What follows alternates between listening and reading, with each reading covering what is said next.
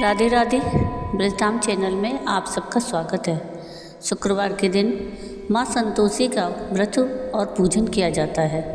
इस पूजा के दौरान माता की आरती, पूजन और अंत में माता की कथा सुनी जाती है। तो आइए सुनते हैं शुक्रवार के दिन की जाने वाली संतोषी माता की व्रत कथा। अगर आपको ये कथा पसंद आए तो प्लीज़ इसको लाइक शेयर ज़रूर कीजिएगा और प्लीज़ मेरे चैनल को सब्सक्राइब कीजिएगा और कमेंट में राधे राधे ज़रूर लिखिएगा। संतोषी माता व्रत की कथा इस प्रकार है। एक बुढ़िया थी, उसके 7 बेटे थे। 6 कमाने वाले थे जबकि एक निकम्मा था। बुढ़िया 6 बेटों की रसोई बनाती, भोजन कराती और उनसे जो कुछ जूठन बचती वह 7वें को दे देती। एक दिन वह 7वां बेटा अपनी पत्नी से बोला, देखो मेरी माँ मुझे कितना प्रेम करती है। तो उसकी पत्नी बोली, हाँ क्यों नहीं, सबका जूठा जो तुमको खिलाती है। तो वह बोला, नहीं ऐसा नहीं हो सकता, मैं जब तक आँखों से ना देखूं मैं मान नहीं सकता।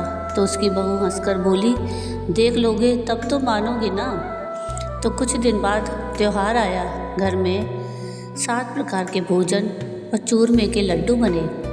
वह जांचने को सिर दुखने का बहाना बनाकर पतला कपड़ा ओढ़कर रसोई घर में सो गया। वह कपड़े में से सब देखता रहा। 6 भाई भोजन करने आए। उसने देखा माँ ने उनके लिए सुंदर आसन बिछाए और नाना प्रकार की रसोई परोसी और आग्रह करके उन्हें जिमाया। वह देखता रहा।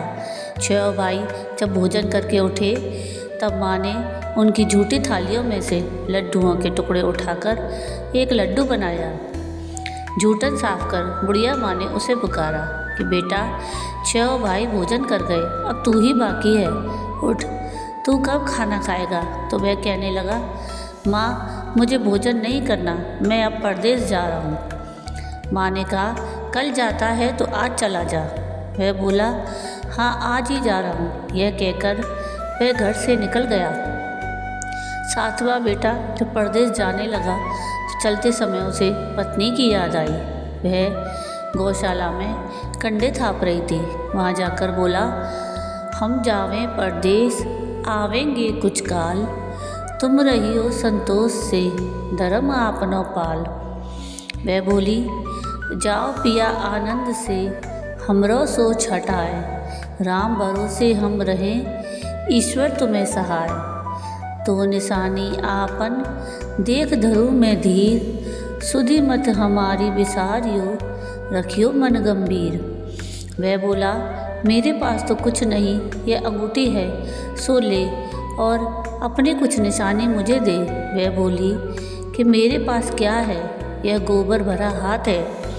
यह कहकर उसकी पीठ पर गोबर के हाथ की थाप मार दी। वह चल दिया। चलते चलते दूर देश में पहुंच गया। वहाँ एक साहूकार की दुकान थी। वहाँ जाकर कहने लगा कि भाई मुझे नौकरी पर रख लो। साहूकार को ज़रूरत थी तो वह बोला, रह जा। लड़के ने पूछा कि तनख्वाह क्या दोगे। तो साहूकार ने कहा कि काम देखकर दाम मिलेंगे। साहूकार की नौकरी मिली। वह सुबह 7 बजे से रात 10 बजे तक नौकरी करने लगा। कुछ दिनों में दुकान का सारा लेन देन, हिसाब किताब, ग्राहकों को माल बेचना, सारा काम करने लगा। साहूकार के 7-8 नौकर थे। वो सब चक्कर खाने लगे कि यह तो बहुत होशियार बन गया। सेठ ने भी उसका काम देखा और 3 महीने में ही उसे आधे मुनाफे का हिस्सेदार बना लिया। वह कुछ वर्ष में ही नामी सेठ बन गया और मालिक सारा कारोबार उस पर छोड़कर चला गया। इधर उसकी पत्नी को उसके सास ससुर दुख देने लगे। सारी गृहस्थी का काम करा के उसे लकड़ी लेने जंगल में भेजते। इस बीच घर के आटे से जो भूसी निकलती उसकी रोटी बनाकर रख दी जाती और फूटे नारियल की कोपरे में पानी देते। एक दिन वह लकड़ी लेने जा रही थी तो रास्ते में बहुत सी स्त्रियां संतोषी माता का व्रत करती दिखाई दी। वह वहाँ पर खड़ी होकर कथा सुनने लगी और पूछा कि बहनों तुम किस देवता का व्रत करती हो और उसके करने से क्या फल मिलता है। यदि तुम इस व्रत का विधान मुझे समझा दोगी तो मैं तुम्हारा बड़ा एहसान मानूंगी। तब उनमें से एक स्त्री बोली कि यह संतोषी माता का व्रत है। इसके करने से निर्धनता और दरिद्रता का नाश होता है और जो कुछ मन में कामना हो सब माँ संतोषी की कृपा से पूरा होता है। तब उसने उससे व्रत की विधि पूछी। वह भक्तिन स्त्री बोली, 1.25 आने का गुड़ चना लेना, इच्छा हो तो 5.25 आने का लेना या 1.25 रुपये का भी अपनी सहूलियत के अनुसार लेना। बिना परेशानी और श्रद्धा और प्रेम से जितना भी बन पड़े सवाया लेना। प्रत्येक शुक्रवार को निराहार रहकर कथा सुनना। इसके बीच क्रम नहीं टूटे, लगातार नियम का पालन करना। अगर सुनने वाला कोई ना मिले तो घी का दीपक जला उसके आगे या जल के पात्र को सामने रखकर कथा कहना। जब कार्य सिद्ध ना हो नियम का पालन करना और कार्य के सिद्ध हो जाने पर व्रत का उद्यापन करना। 3 मास में माता फल पूरा करती हैं। यदि किसी के ग्रह खोटे भी हों तो भी माता वर्ष भर में कार्य सिद्ध करती हैं। फल सिद्ध होने पर उद्यापन करना चाहिए, बीच में नहीं। उद्यापन में 2.5 सेर आटे का खाजा और इसी परिमाण से खीर और चने का साग करना। 8 लड़कों को भोजन कराना। जहाँ तक मिले देवर जेठ भाई बंधु के हों और ना मिले तो रिश्तेदार और पास पड़ोसियों के लड़कों को बुलाना। उन्हें भोजन करा यथाशक्ति दक्षिणा दे माता का नियम पूरा करना। उस दिन घर में खटाई न खाना। यह सुन बुढ़िया के लड़के की बहू चल दी। रास्ते में लकड़ी के बोझ को बेच दिया और उन पैसों से गुड़ चना ले माता के व्रत की तैयारी कर आगे चली और सामने मंदिर देखकर पूछने लगी कि यह मंदिर किसका है। सब कहने लगे कि संतोषी माता का मंदिर है। यह सुनकर माता के मंदिर में जाकर चरणों में लौटने लगी। दीन हो विनती करने लगी कि माँ, मैं निपट अज्ञानी हूँ, व्रत के कुछ भी नियम नहीं जानती, मैं दुखी हूँ। हे माता जगत जननी, मेरा दुख दूर कर, मैं तेरी शरण में हूँ। माता को दया आई। एक शुक्रवार बीता कि दूसरे को उसके पति का पत्र आया और तीसरे शुक्रवार को उसका भेजा हुआ पैसा आ पहुँचा। यह देख जेठ जेठानी मुँह सिकोड़ने लगे। लड़के ताने देने लगे कि काकी के पास पत्र आने लगे, रुपया आने लगा, अब तो काकी की खातिर बढ़ेगी। बेचारी सरलता से कहती कि भैया कागज आए आवे रुपया आवे, हम सबके लिए अच्छा है। ऐसा कहकर आँखों में आंसू भरकर संतोषी माता के मंदिर में आ मातेश्वरी के चरणों में गिरकर रोने लगी कि माँ, मैंने तुमसे पैसा कब मांगा, मुझे पैसे से क्या काम, मुझे तो अपने सुहाग से काम है, मैं तो अपने स्वामी के दर्शन मांगती हूँ। तब माता ने प्रसन्न होकर कहा, जा बेटी, तेरा स्वामी आएगा। यह सुनकर खुशी से बावली होकर घर में जाकर काम करने लगी। अब संतोषी माँ विचार करने लगी कि इस भोली पुत्री को मैंने कह तो दिया कि तेरा पति आएगा, लेकिन कैसे, वह तो इसे स्वप्न में भी याद नहीं करता। उसे याद दिलाने को मुझे ही जाना पड़ेगा। इस तरह माताजी उस बुढ़िया के बेटे के पास जा स्वप्न में प्रकट हो कहने लगी, साहूकार के बेटे, सो रहा है या जागता है? वह कहने लगा, माता, सोता भी नहीं जागता भी नहीं हूँ, कहो क्या आज्ञा है? माँ कहने लगी, तेरे घर बार कुछ है कि नहीं? वह बोला, मेरे पास सब कुछ है, माँ बाप है, बहू है, क्या कमी है? माँ बोली, भोले पुत्र, तेरी बहू घोर कष्ट उठा रही है, तेरे माँ बाप उसे परेशानी दे रहे हैं, वह तेरे लिए तरस रही है, तू उसकी सुध ले। वह बोला, हाँ माताजी, यह तो मुझे मालूम है, परंतु जाऊं तो कैसे? परदेश की बात है, लेन देन का कोई हिसाब नहीं, कोई जाने का रास्ता नहीं आता, कैसे चला जाऊं? माँ कहने लगी, मेरी बात मान, सवेरे नहा धोकर संतोषी माता का नाम ले, घी का दीपक जला, दंडवत कर दुकान पर जा बैठ। देखते देखते सारा लेन देन चुक जाएगा, जमा का माल बिक जाएगा, सांझ होते होते धन का भारी ढेर लग जाएगा। अब वह संतोषी माता की बात मानकर नहा धोकर संतोषी माता को दंडवत कर घी का दीपक जला दुकान पर जा बैठा। थोड़ी देर में देने वाले रुपया लाने लगे, लेने वाले हिसाब लेने लगे। कोठे में भरे सामान के खरीदार नकद दाम दे सौदा करने लगे। शाम तक धन का भारी ढेर लग गया। मन में माता का नाम ले चमत्कार दे प्रसन्न हो घर ले जाने के वास्ते गहना कपड़ा सामान खरीदने लगा। यहाँ काम से निपट तुरंत घर को रवाना हुआ। उधर उसकी पत्नी जंगल में लकड़ी लेने जाती है। लौटते वक्त माता जी के मंदिर में विश्राम करती। वह तो उसके प्रतिदिन रुकने का जो स्थान ठहरा। धूल उड़ती देख वह माता से पूछती है, हे माता, यह कैसी धूल उड़ रही है?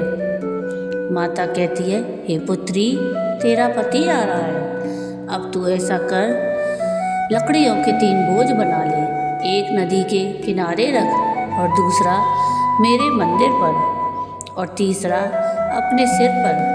तेरे पति को लकड़ियों का गट्ठर देख मोह पैदा होगा। वह यहाँ रुकेगा, नाश्ता पानी खाकर माँ से मिलने जाएगा। तब तू लकड़ियों का बोझ उठाकर जाना और चौक में गट्ठर डालकर जोर से आवाज़ लगाना, लो सासू जी, लकड़ियों का गट्ठर लो, भूसी की रोटी दो, नारियल के खोपड़े में पानी दो, आज मेहमान कौन आया है? माता जी से बहुत अच्छा कहकर मैं प्रसन्न मन से लकड़ियों के 3 गट्ठर बनाने लगी। एक नदी के किनारे पर और एक माता जी के मंदिर पर रखा। इतने में मुसाफिर आ पहुंचा। सूखी लकड़ी देख उसकी इच्छा उत्पन्न हुई कि हम यहीं पर विश्राम करें और भोजन बनाकर खा पी कर गाँव जाएं। इसी तरह रुककर भोजन बना विश्राम करके गांव को गया। सबसे प्रेम से मिला। उसी समय सिर पर लकड़ी का गट्ठर लिए वह उतावली सी आती है। लकड़ियों का भारी बोझ आंगन में डालकर जोर से 3 आवाज़ लगाती है, लो सासू जी, लकड़ियों का गट्ठर लो, भूसी की रोटी दो, आज मेहमान कौन आया है? यह सुनकर उसकी सास बाहर आकर अपने दिए हुए कष्टों को भुलाने हेतु कहती है, बहू ऐसा क्यों कहती है? तेरा मालिक ही तो आया है। आ बैठ, मीठा भात खा, भोजन कर, कपड़े गहने पहन। उसकी आवाज़ सुन उसका पति बाहर आता है। अंगूठी देख व्याकुल हो जाता है। माँ से पूछता है कि माँ यह कौन है? माँ बोली, बेटा यह तेरी बहू है। जब से तू गया है तब से सारे गांव में भटकती फिरती है, घर का कुछ काम काज नहीं करती, 4 पहर खाकर आ जाती है। वह बोला, ठीक है माँ, मैंने इसे भी देखा और तुम्हें भी। अब दूसरे घर की ताली दो, मैं अब उसमें रहूँगा। माँ बोली, ठीक है, जैसी तेरी मर्जी।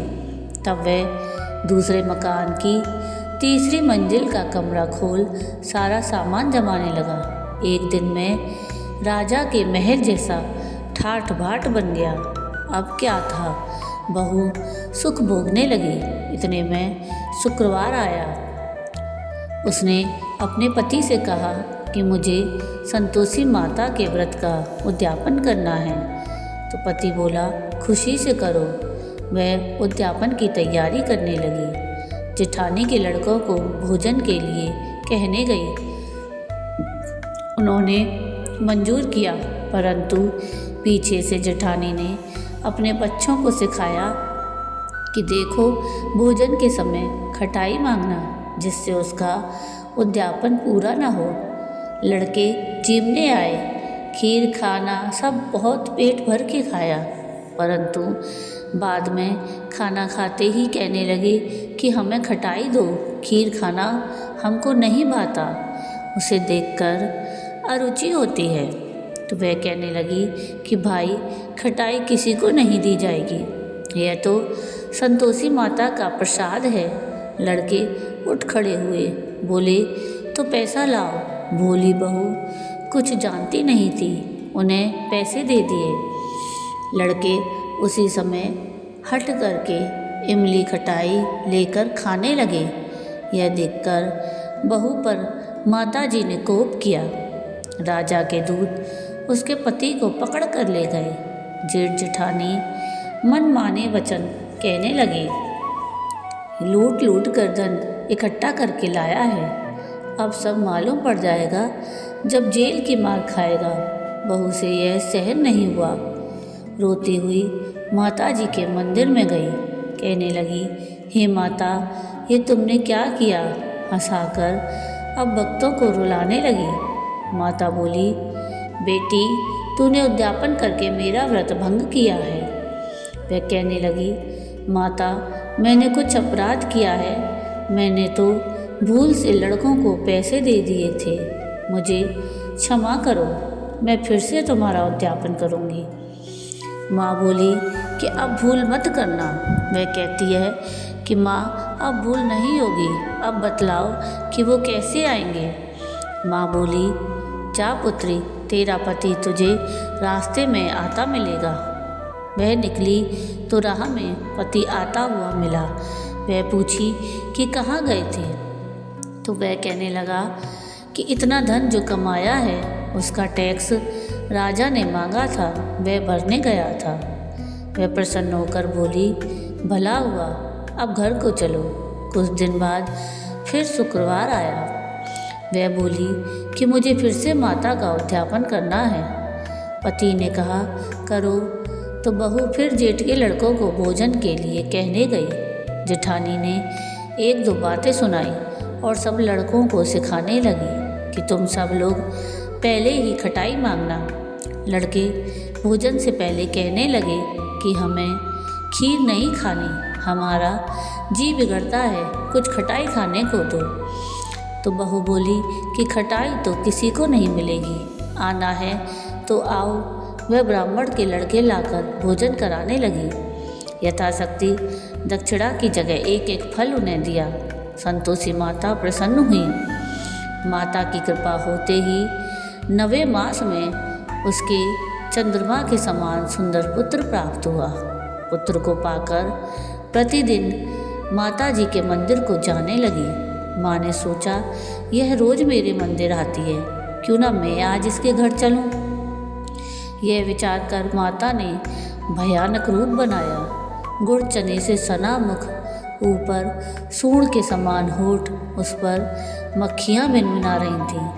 धीरी पर पैर रखते ही उसकी सास चिल्लाई कि देखो रे, कोई चुड़ैल डाकिन चली आ रही है।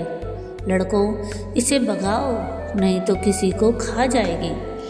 लड़के भगाने लगे, चिल्लाकर खिड़की बंद करने लगे। तो बहू रोशनदान में से देख रही थी। प्रसन्नता से पगली होकर चिल्लाने लगी कि आज मेरी माता जी मेरे घर आई हैं। वह बच्चे को दूध पीने से हटाती है। इतने में सास का क्रोध फट पड़ा। वह बोली, क्या उतावली हुई है, बच्चे को पटक दिया। इतने में माँ के प्रताप से लड़के ही लड़के नजर आने लगे। वह बोली, माँ, मैं जिसका व्रत करती हूँ यह वही संतोषी माता है। सबने माता जी के चरण पकड़ लिए और विनती कर कहने लगे, हे माता, हम मूर्ख हैं, अज्ञानी हैं, तुम्हारे व्रत की विधि हम नहीं जानते। व्रत भंग कर हमने बड़ा अपराध किया है। जगमाता, आप हमारा अपराध क्षमा करो। इस प्रकार माता प्रसन्न हुई। बहू को प्रसन्न हो, जैसा फल दिया वैसा माता सबको दे, जो पढ़े उसका मनोरथ पूर्ण हो। बोलो संतोषी माता की जय। तो ये थी संतोषी माता के व्रत की कथा। आपको ये कथा कैसी लगी मुझे कमेंट करके ज़रूर बताइएगा। और अगर आपको ये कथा पसंद आई हो तो प्लीज़ इसको लाइक शेयर ज़रूर कीजिएगा और प्लीज़ मेरे चैनल को सब्सक्राइब कीजिएगा और कमेंट में राधे राधे ज़रूर लिखिएगा।